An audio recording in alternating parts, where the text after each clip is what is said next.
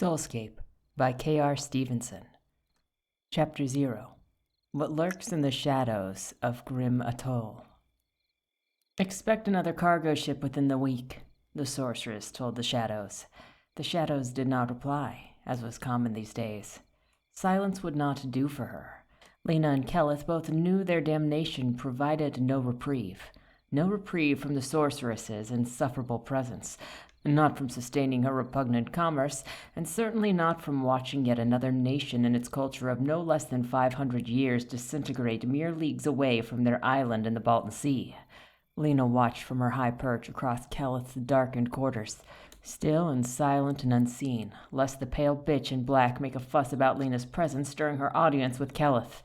The sorceress stepped a slow pace along the length of the bright moonbeam flooding in through the balcony. Her boots clicked a hollow sound on the scuffed floor, long jacket brushing in its own muddled reflection. Lena recognized that walk, haughty and untouchable in a way that warned her that she was about to deliver even less palatable news than that of another cold city, and she would doubtless enjoy doing it. It is of your personal interest that a new mistress will arrive on the cargo ship to overtake command of the administration for future trades. A full schedule for the season will accompany her. She is owed a modest dominion of her own, and the sorceress turned slowly around as if soaking in the space. Yours will cut her teeth on the experience in the interim. A guttural rumble skipped on the moist, salty air. Lena could see Kelleth had his hateful green gaze locked on the sorceress, diluted moonlight sliding over the outline of his curved horns in the night. He cowled the rest of his imposing form fully in the shadows. The sorceress wore her pleasure at Kelleth's reaction openly across her round face, like a shield no force could break. She reached out a slender arm to pluck one of the scores of moon roses in full bloom from a bush just outside the open balcony doors.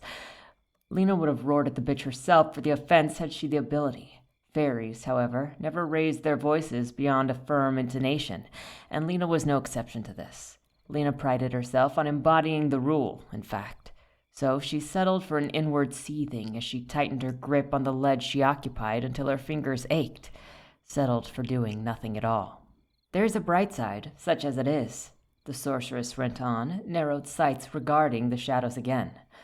Her arrival means that you will see less of me for a time. With the air growling still, Lena heard the slow rise and fall of Kelleth's perturbed breath. Not quite a growl anymore, a great feat for which she would have to commend him later. Your silence seems a sign you accept your fate after all, declared the sorceress, a hint of agitation in the statement. My left wing we are, Lena silently insisted. Your threats will not earn the rise out of me you so desire, Kelleth objected, an unmistakable growl in his words this time. That voice alone should have scared her, is what he was saying, all baritone and bridled ire. He had not jumped from the shadows to devour her yet, though, which told Lena he still had some sense in his head. The sorceress turned, letting the picked rose dangle between her fingers as she rolled back across his chamber. Eventually, they will, and the great beauty of our arrangement is that I don't require your approval to appoint someone as a permanent fixture on this rock to maintain my books. Going forward, you can perform your function and leave the rest alone. A snarl from him. Get out, witch! She reached the lofty arched doorway and, dropping the flower at her feet, added, Her name is Rin, by the way. I ought to warn you, perhaps, that she is even less kind than I am. The sorceress snapped her fingers, and the ornate doors standing before her opened with their typical groans of protest. She strode out onto the short hallway and down the darkened steps, likely content knowing her touch had already begun withering the rose even before she dropped it. Indignation swelled in Lena, aimed toward the doors left standing open, and her unspoken command sent them swinging shut with a loathsome slam. Do not provoke her, Kelleth warned in the vestiges of the echo. But I'm good at it. Flitting her thin wings, Lena pushed off the ledge she occupied and sailed to a smooth landing in the moonbeam, her shadow stretching out long across the floor despite her short size. The light kissed her smoky umber skin with a slight glow as she straightened up and folded her wings flat along her spine. Kelleth, the Soulscape doesn't permit anyone overtaking the island. If ever we're going to fight back, it must be now. Otherwise, we're setting a precedent with her trespass that she will exploit until the day she owns this place. How do you propose we stop her this time? Kelleth rumbled, stepping toward Lena. Close as he was in the ambient light, diffusing the dark, she could see that the light scattered off the celadon scales edging his face and nose. She tried to gauge his amiability to her immediate ideas in the faintest creases of his ridged brow. His proud lips were pulled into a severe expression, an expression Lena seldom saw him without these days, despite her best efforts. There are a few ways that I could speculate, she muttered darkly, sliding her gaze toward the closed doors, thoughts full of spiteful mischief in this Rin woman's imminent future. Delightful thoughts though they were, Lena eased them down into the back of her mind, peering up at him again.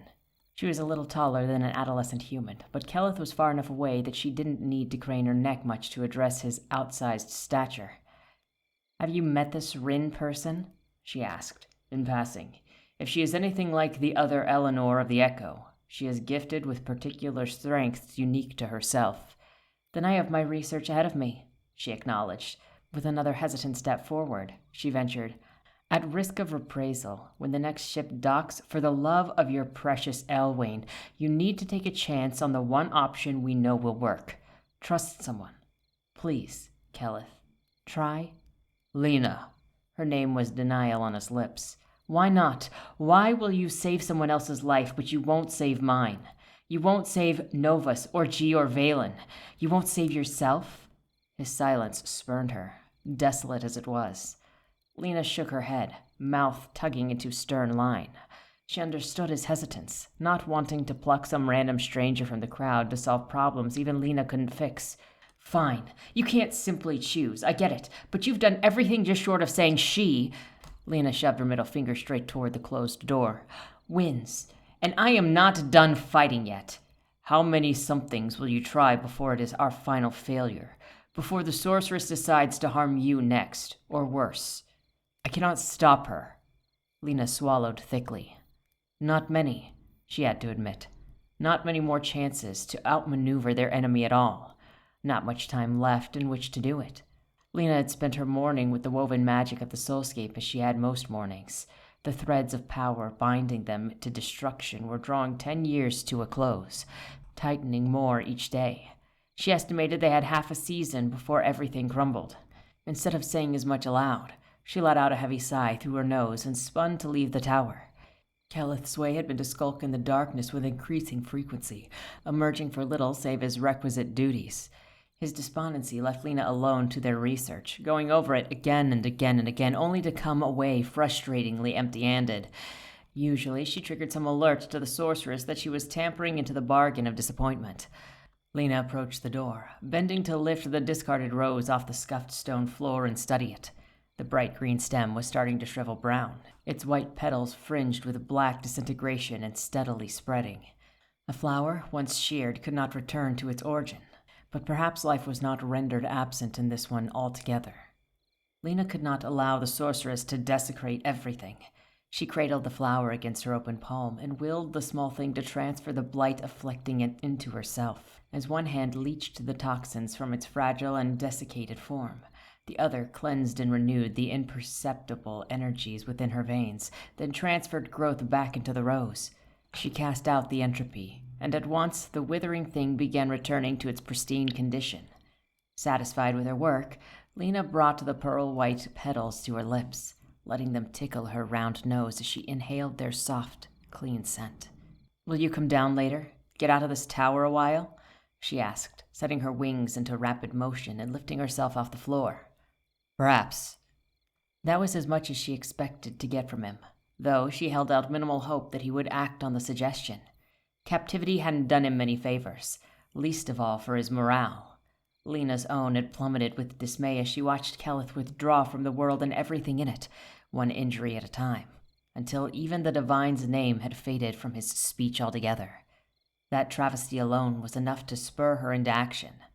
She gestured with the rose in her hand. "I'll fix this. Docks were wearing thin on the vibrancy anyway." "The docks do not care, and it's a false promise to the damned walking through that garden." "I care.